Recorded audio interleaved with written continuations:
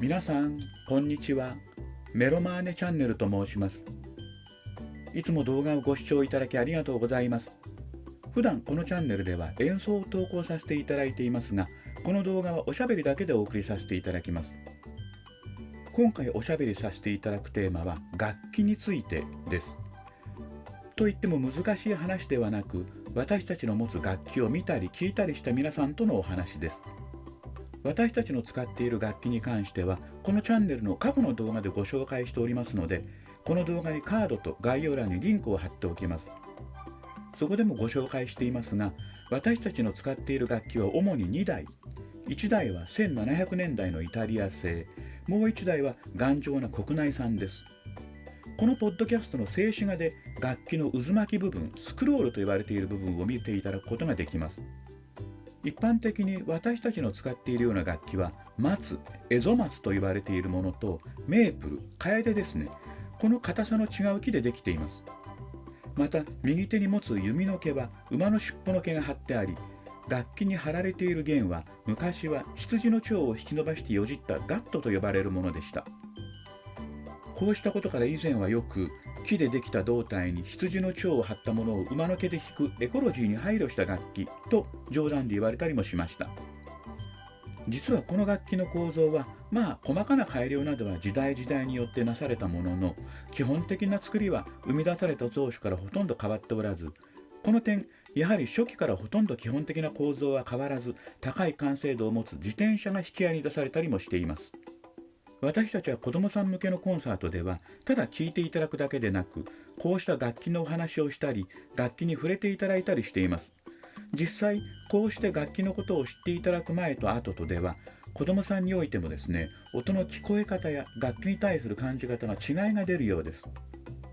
特に触れて実感してみるということが大切なようなので、私たちは子どもさんのところに行くときは先ほどの松とカエデの小さな木片を持って行って、子どもさんに爪を立ててもらったり、また硬さや匂いを確かめてもらったりしています。さすがに楽器に爪を立ててもらうわけにはちょっといきませんからね。こうした子どもさんたちのところでのコンサートの様子は私たちのチャンネルの過去の動画にありますので、この動画にカードと概要欄にリンクを貼っておきます。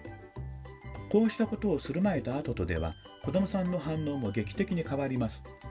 質問コーナーでも最初は通り一遍の質問や答えだったものが、体験してもらった後からはですね、子どもさんの本来の素直でユニークなものに変わります。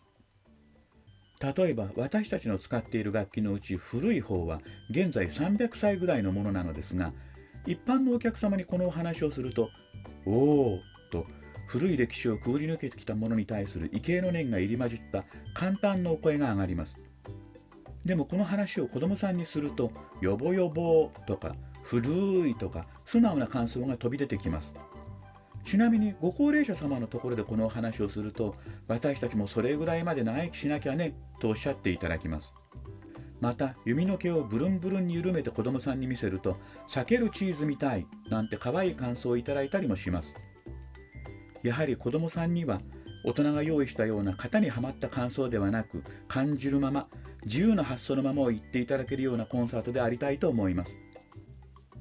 私たちの楽器は一般の方にはあまり馴染みのないようなものなので、ただ聴いていただくよりもこうしていろいろ楽器のことを知っていただいた方が、より自由に楽しく音を聴いていただけるような気がしています。